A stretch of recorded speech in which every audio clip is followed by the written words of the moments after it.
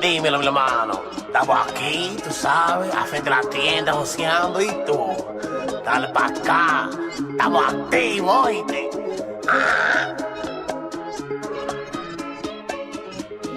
Meet me at the bodega. Don't do me no favor. Talking about the cocaine. Whipping water, aquafina. Peace, I'm Mathematics of the Vandal Hour. We got Made for Kings on the motherfucking camera. And you're now watching the first episode of the Vandal Hour After Hours. I got the wordsmith in the building.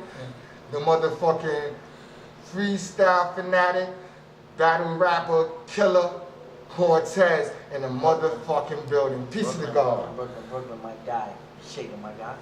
Yo, he's doing a lot of things, man, and we're going to be doing a 2017 wrap-up. Everything that was going on in the world, everything that was going on in the God's life, everything that's going on in this battle rap circuit, a lot of things going on. So we're going to do a little wrap-up of 2017.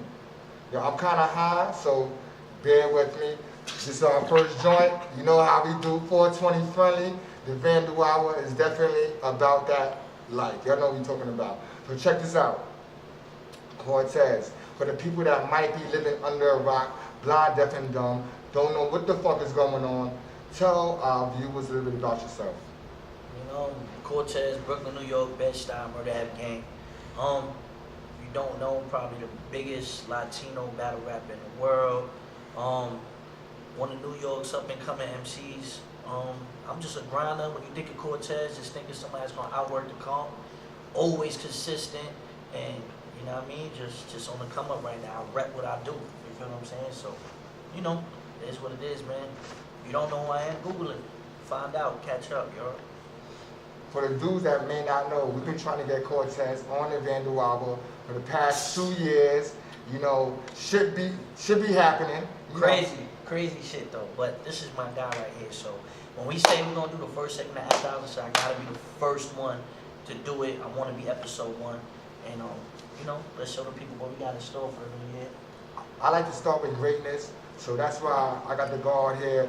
We see each other more often than not, and I just been trying to get him on camera so we could do this interview. So I'm glad we got the guard in the building. As I said, I got Made for Kings behind the camera. This is at our new office, our new spot, and we just trying to set the new year off right, close it right, set it off right. So, man, talk to me. You did a lot of shit, man. Like musically, personal-wise, you've been on the grind. I see you all the time doing big things. This year was big for you, man. You know, I got to ask you a couple of things on how you felt about these different accomplishments that you was having this year. I seen you this year in Texas, in South by Southwest. Tell the people what you was doing out there. I was filming a lot of shit, but tell the people what you had going on out there. The 2017 South by Southwest, we caught up with each other. I think I was on about to do the Jack Thriller show, right? Sure indeed. So, you know, Austin, Texas, every year they had that festival, and this was probably my 5th straight year doing it. This year I had 11 shows out there. Met a lot of people, always do, you know, you build those relationships out there, and to see my guy out there with me, it was just naturally, you know, we clicked up and we linked up and got footage, and, you know what I mean, support one another. But I was out there with my guys, the High Rollers from Dallas. Shouts out to Com, shouts out to Word, y'all, so the whole team. You know, and we was just coming off the tour. So we had went on tour earlier in the year with Cap G, and I think I was already out there for like 3 months. So like it was like, all right, boom, I was in Dallas for 3 months. We was doing the shows, doing the tours, back and forth, and then it was like, fuck it, I'm not gonna come back to New York. Might as well go right to Austin. So we did out there, you know, did the shows out there, and you know, linked up with the guys, you know. Yeah, we was out there. We had a booth at Peckerwood. I believe that was the This Is 50 joint. I was out there with the 1718 Collective. Shout out to my partner Sosa. Also, we was with Jenna Hirsch, doing big things. A lot of people, we was chilling. So that South by Southwest thing, if you're not onto that wave, if you don't know that was definitely need to. They need to know what's going on. That's definitely a great networking place, a good place to politic, meet people, further your career. You know, there's a lot of things going on out there, man. So I definitely, 2018, we will be in South by Southwest if you don't know. Also, man, you know, I see you doing a lot of, putting a lot of content out there. You know, you always constantly putting content out there. This year you had a mixtape that definitely did a lot of people was talking. Yeah. 16s and Better Part 2. Tell the people a little bit about that. 16s and Better Part 2, hosted by my guy DJ J Star, Pod 105. Shouts out to him. That mixtape right there was really like the offset to what the Cortez brand is trying to bring to the table, especially for 2018. I dropped it on New Year's last year, and the main concept behind it was, as an artist, you know, there's a big stigma with battle rappers, where they say, oh, they can't make music. Now, I've garnered somewhat a lot of attention because I had a record deal before the battles. So in order for me to like cross back over, I didn't want to just try to just do like a commercial record or like something real real pop. Instead, what I did was I took it to the streets. I gave them bars, 16s and better. You know, every collab I did, it had features from everybody from Method Man, Tay Rock, Hollow the Dawn. I worked with terminologies on the mixtape. A lot of people, Math Hoffa, you know, and it was just really to set the tone of where Cortez is gonna go musically, you know, and it definitely did its numbers. The Method Man record, of course, like everybody went crazy for that. We put out the video for that, and it was really like a blessing. Like, you know, I'm really starting to be respected in the light as an artist, not just as a battle rapper, which is not a problem because like I'm a legend in that. But now I feel like there's more to accomplish, you know, and I gotta get to a bigger bag. Yo, I'm a hip hop aficionado, you know, and I'm gonna say this, man. You're one of the few people that I actually hear make good music outside of that battle rap scene, man. Like your songs make sense. The songs that you did with the dudes from Texas, the High Rollers. Yo, the High Rollers. Shout out to the High Rollers. That music was crazy, like hip hop wise, to get the battle rap shit. And I've been around you like at South by Southwest.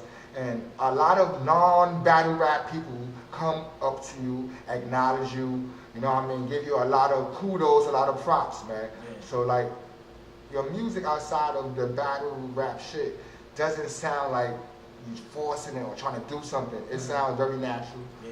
You know what I mean? Like, it's like, it sounds like good music, man. You know, you be everywhere. You know what I mean? Sometimes it's hard to catch up with you. This year you was using a lot of different places outside of New York. Tell the people how you're like scheduling and the places you've been doing tours at, visiting. Let the people know about that. Basically what I'm trying to do is like really balance it, you know, between the battles, because a lot of the battles you got to travel for, and then doing the shows. I mean, I started the year, like I said, on tour with Cap G. If y'all don't know who Cap G is, he's one of XXL freshmen this year. He got the song Girlfriend. You know, that was a real learning experience for me in the High Rollers, you know. And besides that, I stayed out in Texas in order to record an album with them. So that was already the first 2 months, along with South by. Straight out the gate, I wasn't even in the city for the first 3 months of the year. And then came back to New York, and then I had to fly to Toronto in order to battle Daylight on King of the Dot. That was a great battle. That battle ended up going viral. You know, then flew back to New York, did Summer Jam, performed on Smack URL a couple times. You know, I had three battles within the summertime in New York, which was all sold out. Urban Plaza, that was a blessing for that. And then right back out to Toronto, and then Australia. I just came off Australia, so this year's been real busy. But I wouldn't rather have it any other way. Like, I actually do what I love for a living. a lot of people can't say they could do that and pay the bills like that. So, you know, it just motivates me to keep going harder. You know, when I'm out of town, I make sure I link up with certain artists. I make sure I get the feeling of what that environment is, relate to those people, and then they genuinely fuck with you. You know, I feel like nowadays, you can make a hot song, but if the people don't connect with you, it's only gonna go but so far. It's gonna hit a ceiling. But when you genuinely fuck with somebody, you actually listen a little bit more, you support a little bit more, and that's the type of dude that I am. You know, I'm trying to have that type of circle around me, just genuine love, real supporters, no fake shit, you know, and it's been working for me this year. Speaking of you doing the battles, you took a little hiatus for a little while, man, from that scene. In your return, in your opinion, what changes has the battle rap scene gone through?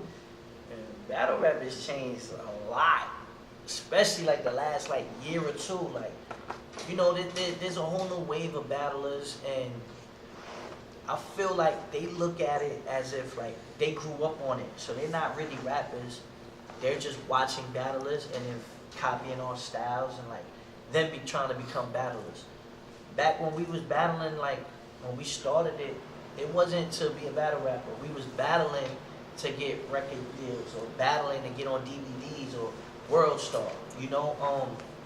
So everyone had their own style. You feel me? And I feel like that resonates a lot more with the people when you have your own style and you connect with them. You know, it's like people knew what I came from Brooklyn. Oh, he's raw. He got bars. He got a flow.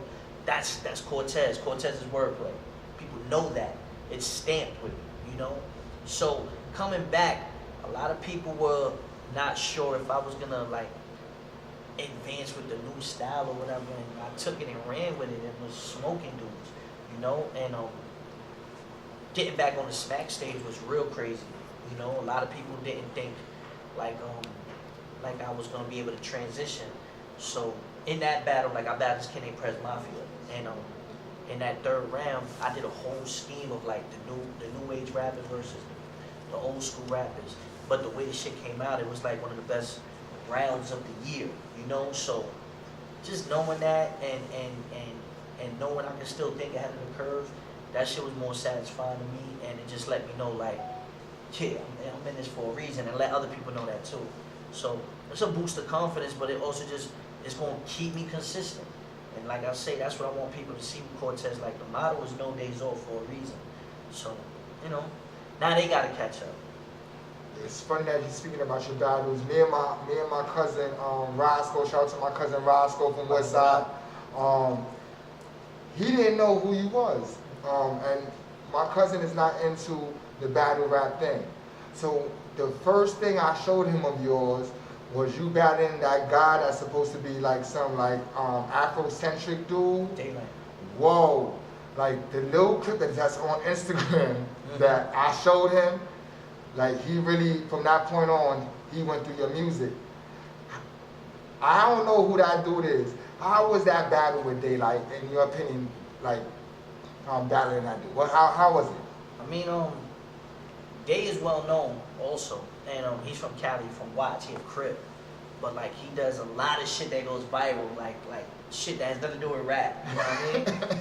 So me knowing that going into the battle, I knew that he had a certain fan base that was gonna rock with him regardless. So in order to like break that down and you have to really attack that character, you know. And the way I broke down that third round on him was like crazy. You feel me? And it went viral. Like he said some shit too. I'm not gonna lie. Like that nigga was rapping about GMOs and organic food. Like nigga did some other shit, but it was like it went viral because he was educating people. Then I really realized how he does it. He's like, yo, I'm gonna rap, but I'm still gonna give people some food for thought, you know. And the shit kind of worked because it was like he got that off. The crowd fucked with it because he gave us some knowledge, but they was still looking at him like this nigga's a weirdo. And then I come in and then I go and break it down how he's a weirdo, and it was like if it matched perfect. Some shit you can't rehearse it, you can't get it back. It's like for that moment. So you know, and especially in battle rap, you gotta have moments. A lot of people can rap. If you don't have moments, you don't have something memorable, nobody's gonna care. They're gonna be like, oh yeah, I seen him battle before. You don't want that. You want to be able to remember a line. You want to be able to remember a scheme. You know what I mean? Like, especially in this day, like, I even try to kid it to the females. I might say some shit that a bitch might fuck with over some niggas just because you gotta appeal to all races. You know? Even in a battle. So it's like, say some shit that a bitch might say or you know, use for a caption or IG. And when you start figuring those things out, how to give people that knowledge, it works. And with that battle with Day, like, everything hit. So it was crazy. Yeah, that definitely was an L battle, man. Me and my business partner, man, Checks and Balances, was going to the paper box one day, and we was trying to go. We was trying to go rent the spot, and I seen a line of people outside of the paper box. What's crazy is, I'm from Williamsburg Projects, as you can see, and that's our backyard. So when we went back there, we seen a line and shit. We didn't know what was going on. So I went to the barbershop. Shout out to Who's Next barbershop on Bushwick, and I seen everybody, you know, gathering for this Gage joint. I'm like, what's going on? They're like, yo, Gage watch you perform. I'm like, oh shit. So when I go back there with them dudes, we go back there deep, everybody, and I see you there. You everywhere, God. Like, I'm not gonna lie to you. Like, how was that Gage concert, and you know, like the dynamics of what was going on? I mean, Gage is a long-time friend of mine. When I used to rap in like the open mics and when I was trying to get my deal, like Gage was in those same open mics, you know, those same little rinky-dink clubs back in the day. So we got a mutual respect for the grind, you know. Gage was on one of my last mixtapes, The Exception. I'm on his latest one. We got a record called Confessions out right now. And I linked them up with my producer, Who Fresh Is Fits. They did the concert together. So once they put the concert together, you know, they hit me and they was like, yo, like, we're doing this concert called we need you to come out and perform. And I was like, well, I'm on both y'all projects, so that's it. Just give me the date and I'm there. I flew in that day just to do that show for them, which is crazy because they did it at home and I had to fly it home to do the show and fly right back out, you know. But it was great. The show sold out. Great performances. Gage killed it. Fitz killed it. You know, and as long as I see the people around me, like I link them up and and they making great music, I feel like my job is done. You know, so salute to them guys. They putting in the work. Shout out to Jimmy Swag too. He mixed down both their albums and you know his sound is one of a kind. So you know, to see that and to see more dope music being created through Brooklyn, like I said, I'm humbled. You know, and I was there for them to support them the same way they would support me. You know, but that was a lit night. I had a lot of Henny and pineapple that night, man. Like, it was crazy, but it was definitely a memorable night. Shout out to Team Gig, who also performed that night. Frankie Lou, the boss, and everybody, man. They definitely tore the stage down if you didn't see that motherfucking joint. Shout out to Major Stage, who's one of the people behind that, too. Yeah, the show Gage, yeah. They making a lot of moves, man. But speaking of dope music, man, there's a battle with Cameron and Mace. You know, some songs that was put out recently. You know what I mean? You know, hip hop right now, you from the battle rap culture. These dudes is battling in a commercial sense. How did you feel about this battle? Yo, Mace won, man. That's it. Like, straight up, I was in when I heard it, I wasn't geared up to listen to Mace. He leaves and comes back. He leaves and comes back. Like, I'm not geared up to listen to Mace. Cam, though, I fuck with heavy. Like, he one of my biggest influences. So when Mace dropped the record, listen to it. I listened to it again. I listened to it the third time. I'm like, yo, hold on, this nigga kind of going in. Funny story. Cameron, when the song drops, is doing a show in Dallas that the High Rollers is performing with him. They booked them because they're also booking agents. So they booked them for the show. So when the disc dropped, remember Cam said, I was on tour when I made my response. He was in Dallas with them. That's crazy. Crazy that you... 40 degrees of separation, yeah. So he was trying to get back. And they had told me too, it was like, yo, call Cam already writing a response to that.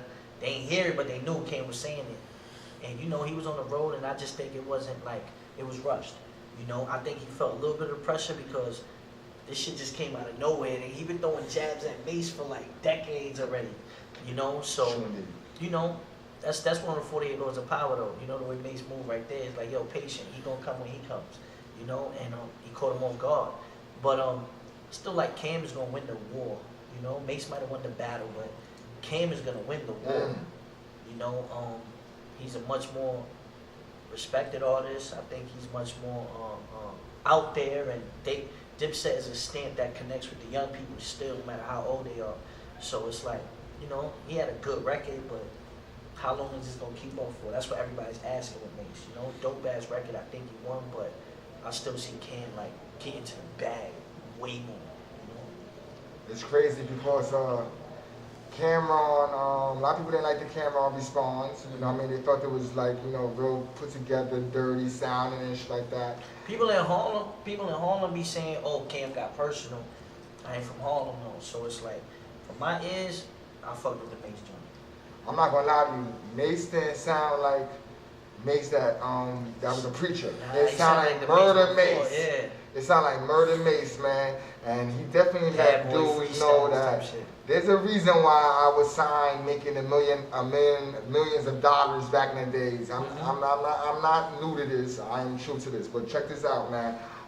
Speaking of other music, Cardi B, man. The surprise rise of 2017. Yeah. She had a Billboard hit, you know what I mean? And everybody everybody in this out here is playing this song, very big song. Did you expect Cardi B to have a year like this? Oh my God, Cardi B used to be the ring call girl at the smack battles. I tried scooping it one time. I'm not even gonna lie to you, like, she's always bad, but she never told nobody she rap. My management is some of the biggest strip club promoters in the city. They all knew her. We all knew her. We all been around her plenty of times. She never would let people know. Like, she really did it meticulously. Like, she plotted that. To see that type of game plan, to see the switch flip like that, and you gotta salute that. You know, she went from loving hip hop. Loving hip hop was a big look for her. She went and smashed that and was like, nah, I'm bigger than this. And went even further. Like, I respect anybody that's really about their business and getting shit done. You know, life-changing for her. Salute to her. She's blessed. You know, I want to see what else she got coming in the store after this. Because she just dropped a new record. It's a good record, too. I heard it. You know what I mean? She's been doing all the features and stuff. So, you know, salute to her.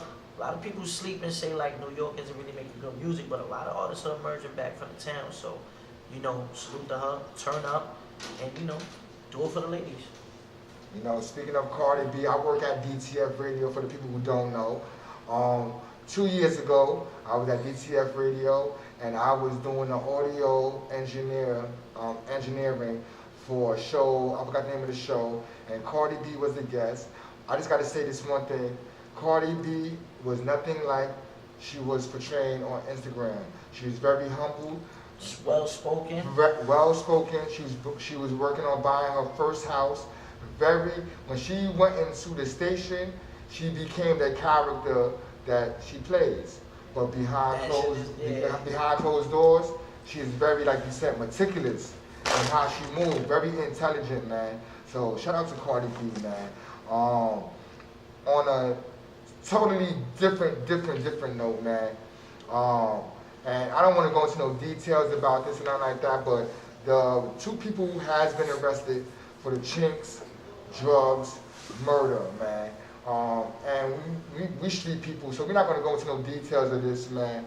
But this is kind of crazy that, like, they don't really solve hip-hop murders.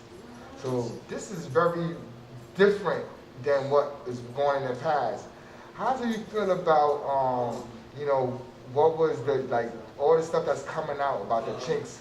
This dude was in pictures and stuff like that. How do you feel about, like, what was going on with the street drugs thing? To be honest with you, I feel like, first off, for the cops to be doing their job like 2 years later, that's crazy, because that shit just doesn't happen with hip hop. You know what I mean? At the end of the day though, like, I live by a code in the street.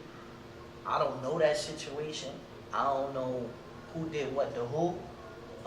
It's an unfortunate situation that, you know what I mean, Chinx passed away due to it, especially being murdered. But I don't also, you know, one thing I want to address, when that shit dropped, a lot of people were just like, oh yeah, good for them. I hope they burn in jail. I hope this. And I'm like, yo, hold on. Y'all niggas don't know if that's really the killers. Cops fuck up every day. We get mad at the cops every day for fucking up. So, or assuming. So I'm not gonna jump out the window and say they're the murderers or whatever. I agree. If they are, then whatever that karma's gonna bring them is gonna bring it to them. Well, from the understanding I am, they was already incarcerated though. Yeah, they was. Both was in jail. So they already doing time for some shit, you know what I mean? So they already gotta deal with those demons on their own. You feel what I'm saying? Me, I live by a certain code. I'm not gonna wish nothing. I wouldn't wish jail upon my worst enemy. You feel me? So the whole thing about it is, it's sad for Chinx's family. I hope his family gets closure. You know, he got kids. You know, his wife. You know, all his friends. It's a fucked up situation because I really feel like he was about to pop. Facts. You know. But at the end of the day, you know, if it was out of jealousy and if it was off of hate, that's sad. You know, like that's real sad. But you know, I'm waiting for further more details to come out so I can really see it. And if those are really the guys, like, you know, they get a confession, then we'll really know what happened. You know, but until then, you know, it's just I want to wait and see it out. You know, but a lot of people better stop with this following the trends on Instagram. I don't know what's going on. Stop doing shit for a post and a relight. Like, know what you're talking about first. I'm gonna say this media-wise. Lisa Evans is the one who cracked it on the news. But she don't live by our code. I She agree. don't live. She not. You know, I'm like, she don't live by our code. She's doing what her job is. You let the cops do their job. You let the reporters do their job. You know, these dudes is on here Instagram and going and researching and like, yo, bro, like. You working 9 to 5 doing this. If you wanted to be a detective, my nigga, you should have went to school for that. You know what I mean? Like, it's crazy. Yeah, Lisa Evans. You know, it was crazy because when they showed the dudes being brought in, she is the only person there. Like, there's no one else. She was pushing for that. Yeah. So that alone is it's just crazy. Like, you never know like the details of nothing like that, but it's just crazy. Like, they don't solve hip hop. It also showed that none of the other media even cared about it. If she was the only reporter there, that means none of the other media outlets even felt like it was worth reporting, because why tell me it's a cold case? There's another rapper there. You know what I mean? For her to be there. But even though she was the main one, like, helping with the investigation, you know, that's crazy to me. You know, like, she made it and she fucking doctored it and you know what I mean, and recorded it. Nobody else even felt like it was worth reporting, which is crazy. I agree, man. Also, you know, a week or two ago, we lost Combat Jack. Some people will consider him the king of podcasts.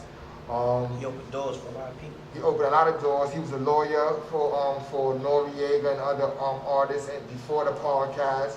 How do you feel that hip hop, because he definitely was hip hop, do you feel that hip hop has lost a major figure with Combat Jack?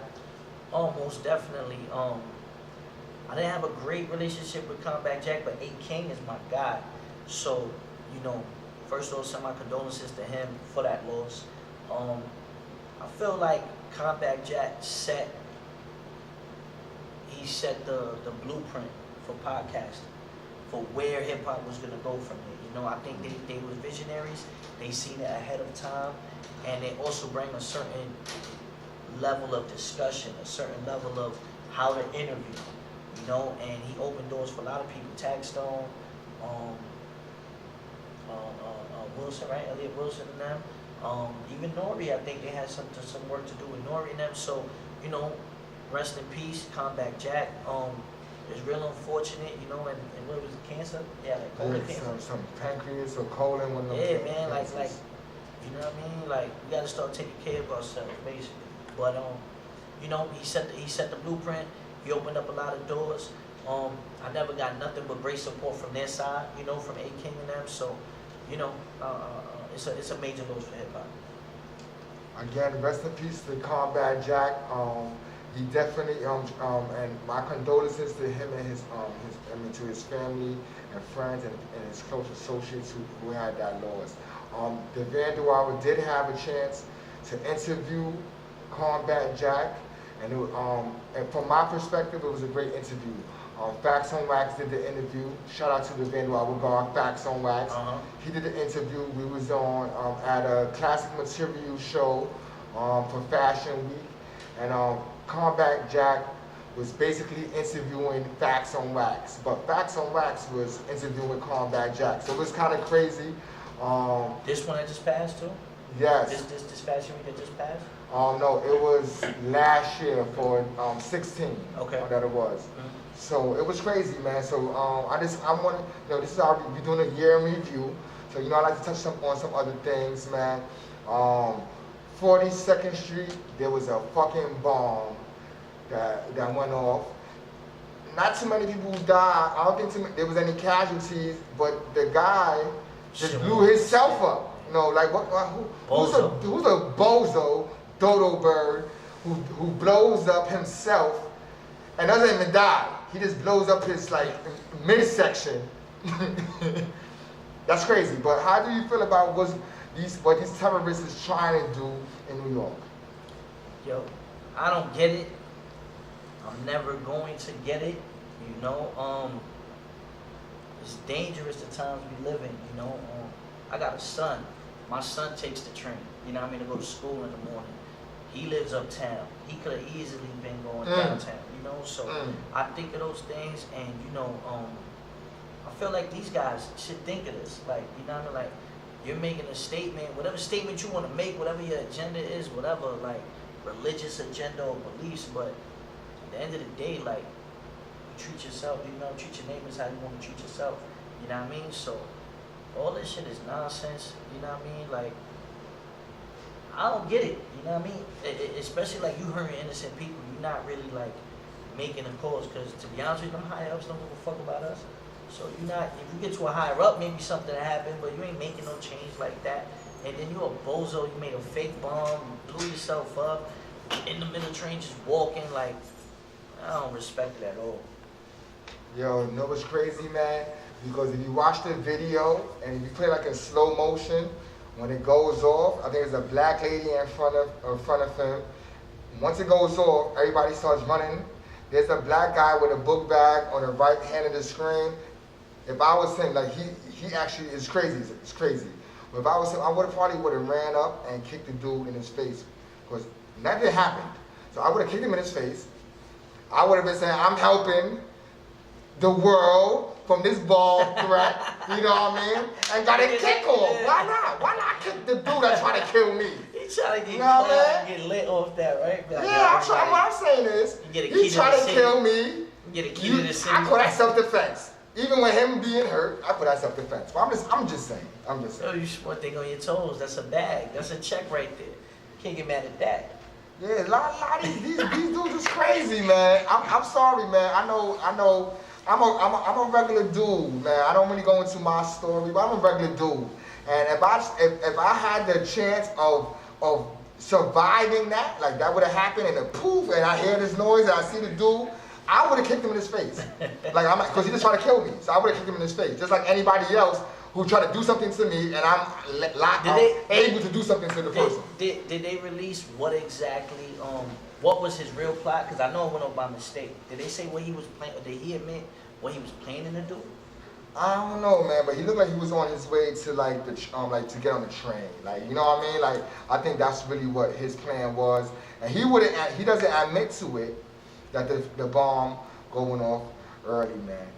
This is big for 2017. I think this is very big.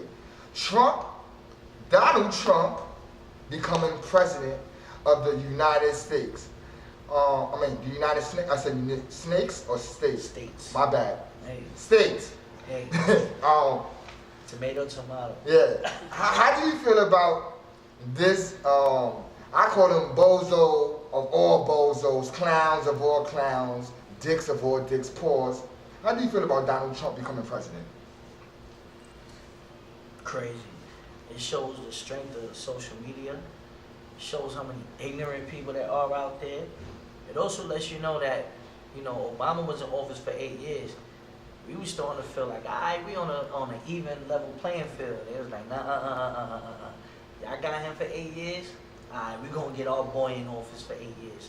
They're gonna try. I don't know if he's gonna make it past 4, but it ain't because of the people behind him. It's because he's fucking up. Like, he's fucking up the package. Like, it's like, nigga, we put you in this position.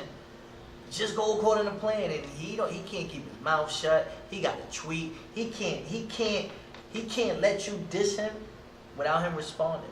He type of dude that's like, he's got to always have that one up. It kind of shows like his level of maturity.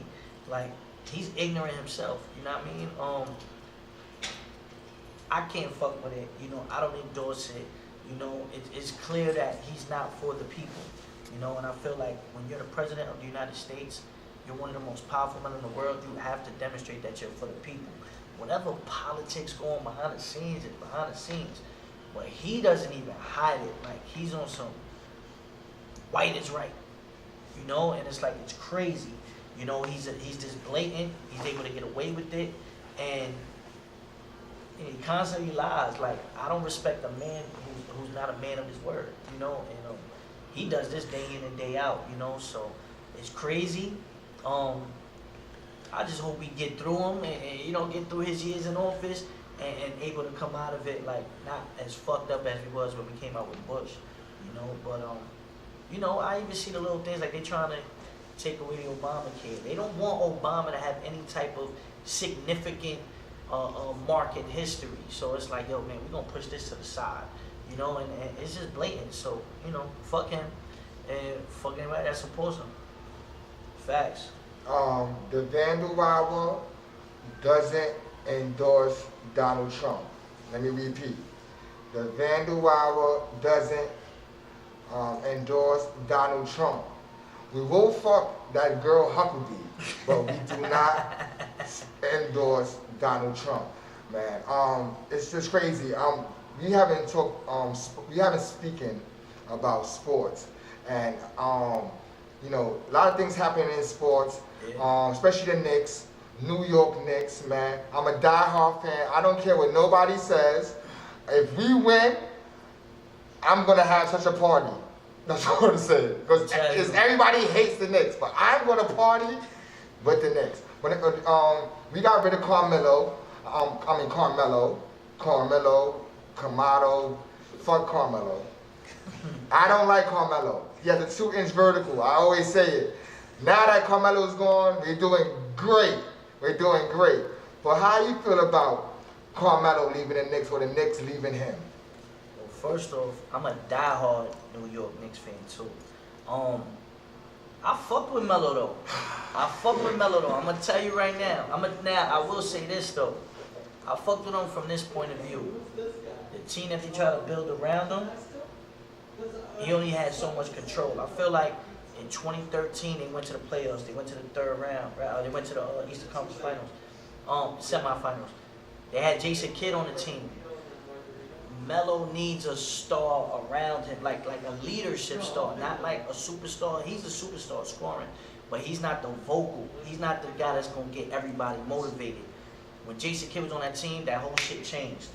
And the team didn't change that much except for Kidd and like a few bench players, you know? They went from a non-playoff team to a 54-win season, you know? I think that's what Melo lacks, that type of leadership, but scoring-wise, as a dominant player, he's there. Now, the system that Phil Jackson tried to create was a ball movement type of system. I don't fuck with Phil either, though, because, you know, you can't promise him, lock him in for 4 years, promise him you won't get a certain team, and then you still go build whatever you want to go build and just leave him there. Like, you know what I mean? There was no communication there. They both, you know what I mean, was like at war with each other. I respect how Melo handled it, though. He didn't disrespect New York. He was like, yo, I love New York. I want to retire here. I ain't going to let this nigga over here fuck my package up. Phil Jackson had other plans. You feel me? Facts. He drafted Porzingis. That's the only thing he did good. I feel like he deserved to be fired. Melo's with OKC now. He has a chance to win a ring. He's only got maybe like 3 years, 4 years left in the league. I I feel like he needed to go to a contender and fight for a ring. They doing okay over there. I think OKC won like the last 11 of their 13. They started off bad though, but they starting to click together. So you know, much success to Melo over there. Get Lala back though. That's an A1 thing right there, man. You better get Lala back, cause she's on the gram trying to crush hearts. You know what I mean? Like crush hearts. But at least the Knicks is doing good. You know, we got a little decent team right now, doing much better than what people expected. So, you know, I'm excited for the Knicks too. So it's a win-win situation, I think. You know, I want to, you know, bring this to a closing, man. This is what I want to ask you though, man. What do you see is going to be happening for Cortez 2018? Brand-wise, music-wise, etc. 2018, expect a lot more music. Branding-wise, I'm really just starting to expand. Like, I really want people to have Cortez synonymous with Brooklyn, have Cortez synonymous with positive vibes, and no days off is the motto for a reason. You know, I'm gonna continue to outwork the competition. I'm gonna continue to put out great material, consistent material, and at the end of the day, I treat it like the block. I always got some fire, but you might have the A1 live once in a while, but I'm always gonna have that fire here. You can fuck with me. You know what I mean? When you have that type of consistency, the clientele comes. And I'm treating that shit just like the block. You know what I mean? So 2018, a lot more stuff. The Gentleman and the Savage album will be out. Dropping Bodega on New Year's. Make sure y'all check out for that. A lot of features on the album from Devon Terrell, Mike Zombie from OVO. A lot of shit. I did a new joint with Louis D. That's super dope. Shout out to Mark DTF. He was in the studio for that one. And Jacquay, me and Jacquay got a new record. So, you know, I'm already geared up for 2018. A lot more battles. I'll be in Seattle next month. I'll be in Ohio, Miami. I'm already booked up until April. So, you know, it's been a blessing. And, you know, just keep plotting, keep working. You know, fuck with me, man. I'm here for the hood. So, you know, just fuck with me. Support what I do.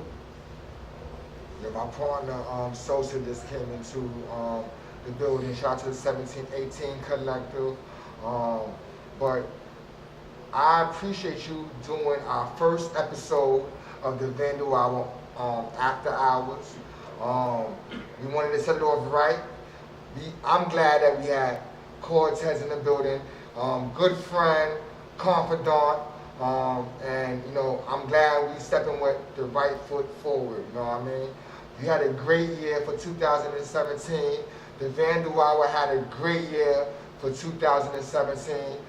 This is our last content that we will be filming for 2017. So I appreciate you doing the show. We got a lot of things going on. Where can the people find you at? Make sure you follow the gram, the Snapchat. I'm wild hilarious on my snaps. Cortez_HSP. That's the Twitter as well. If you want to do business, CortezPolitics@gmail.com. Google me, DM me, hit me up, email me. I respond back to the fans. You know, appreciate the love. You can find Mathematics at your local 420 weed spot or at your local 420 cannabis events. Oh yeah, there's always parties going on.